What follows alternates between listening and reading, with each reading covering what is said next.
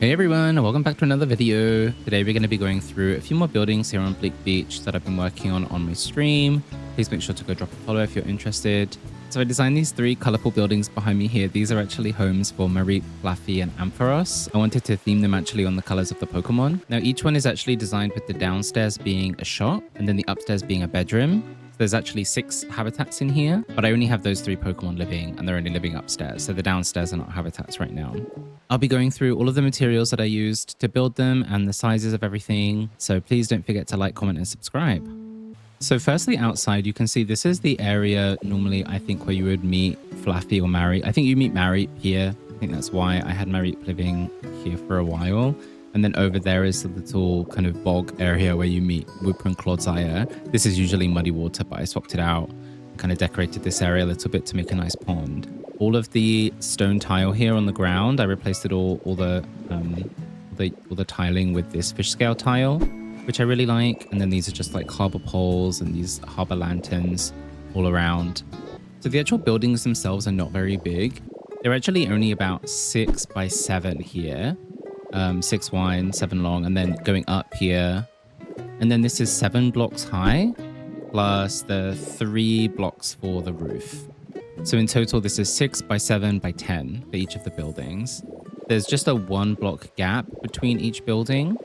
And then, as I said, downstairs is the shop, and then upstairs is the bedroom. The buildings are all made up with foundation first, followed by rough walls. Then these are protruding walls, more rough walls, and then the brick roofs. We've got sash windows there, more sash windows at the top here, and then these are the skylights up here on the roof. So firstly out front here, I've just got them. This is the modern wall. We've got the menu sign, wall-mounted flowers, lantern bell. I often will put a barrel with the flowers on top. I just think it looks kind of cute. Stylish steps and doors there, windows on either side.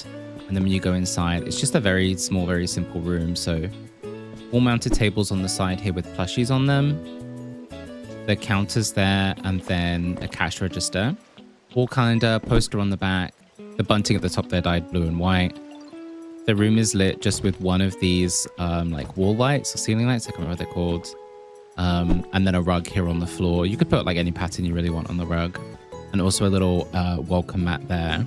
So the floors and the ceiling here is all just simple flooring. I have not dyed those, but you could dye this in any color, I think. And I remember I did have to do a little bit of reworking the path here. I think this area here where the waterway is running was like 1 block over. I had to move it, which was a bit of a pain to sort of redirect the water back there. But I wanted to make sure it kind of came out in between the 2 buildings here, and it looked a bit more even, you know.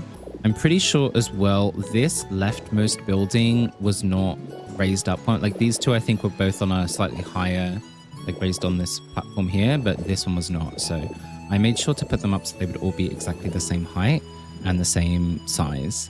Around here on the left, because there was a little bit of space, I just put a few things in there. You know, a sign, the ship's wheel, a bench, another lamp there. My idea was that this would be like a plushie shop. This next one would be a berry shop. So you can see in here, I've just got berry baskets there and the berry wall decorations, a few posters at the back there. Otherwise, it's exactly the same as the first room. And then this third one over here would be an electronics store. So you can see we've just got a few little different electronics in here. We've got the iPad, stereo, fan, microwave. There's still more space on the walls. You could put more things in here if you want. I like to kind of keep it a bit simple sometimes, you know? Sometimes less is more, I think. As for the design of the windows, like this rightmost building, I've got windows on the right side. The middle one has windows at the back. And then this left one has windows on the left side. So kind of balances out, I think. Over here, what I wanted to have was, I wanted to have the bedroom upstairs, but I tried putting steps indoors, but because the space is so small and limited, it really ate up a lot of the room to have steps inside. So I figured I would have a little walkway upstairs behind the buildings with a staircase going up. So over here, we've got 2 sets of stylish steps here that go up onto a wooden platform. This is made using the bridge planks as well as the boat railing. This boat railing. And then as you go down here, you can see we've got, these are just rustic doors that go into each bedroom. Over this way, I do have a staircase that goes up into the cliff here. onto the build up there. I'll show that in another video. But I thought this was like a kind of a sleek way to reach that building up there. Since there's kind of, I think there's usually kind of like half a staircase that hangs down here. I wasn't exactly sure how to use it, but I think it worked out nicely. So into the bedrooms now, this is Ampharos's room. Basically, I just tried to get in like anything sort of yellow or electric that I could. We've got the Pikachu sofa, side table there with a Game Boy. They all like cute things and electronics. So the Game Boy is ideal because I think it's a cute and an electronic. Drink poster. Got some greenery there. Cute lamp dyed yellow. The square wall light. I think this was the guest room bed. And then a little counter here, plant, radio, and the wall shelf. So there's not too much. Again, there's still a bit more space if you want to put more things around. I put a small rug here with the same, like, you can see I've got the flowery pattern on all three of these pieces here. And I think with the skylights and these windows here, there's like so much brightness. You can see it all the way over to the boat over there. I think it makes the room look so like bright and airy and nice. Under the door here, I've got the power transmitters. This is how I got power all the way through these whole buildings. So I often hide them under door frames there. You can put rugs on top of them as well. Something that I sometimes do to really hide them. Over here into Flaaffy's room now. So just a simple bed there, a fairy doll, the snake plant, a few shelves up there dyed white. I wanted to use this pink Chansey pattern as best I could. So I've got like some cute sofa there, a rug, simple lamp, side table, another little poster here, and the ditto wiggly mirror. Flaaffy also likes it cool, so I put the air conditioning unit in there as well. And yeah, as I say, still a little bit more space. You could also put more things in here if you wanted to, but I just imagine like a really nice little loft. And sometimes when you put too many things, it starts to look a bit cluttered, and you know, a bit of space is always welcome.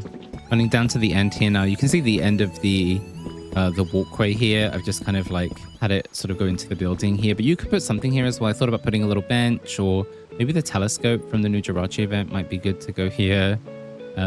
Or some plants or something. You could put anything there really, but I just left it empty for now. Going here into Mareep's room. So Mareep's room, we've just got a small single bed, side table. I love the side table. I think it's very versatile. Laptop, dresser and chair there. This flower cushion is from the Hop-Hip event. Cute sofa, cute table, a few little knickknacks around. Fan there, shell light. Got some rope lights up there, also dyed blue. Poster on the wall and another air conditioning unit in here. And I tried to use a few. I quite like this Wingull pattern print. I also love this Floatzel and Star, I guess that's Staryu print here as well. I think this is really nice. These are very sort of nautical theme that goes well with the blue. So yeah, from the back you can see they're quite small, but I think it kind of is just right. It squeezes in nicely into the build here. This platform is just held up with a few of these wooden supports here. And the whole thing is actually connected to the furnace that I showed in the previous video over there. There's power cables that run up to about here. Yeah, there's the power cable. And then I have some more underneath somewhere. I don't know.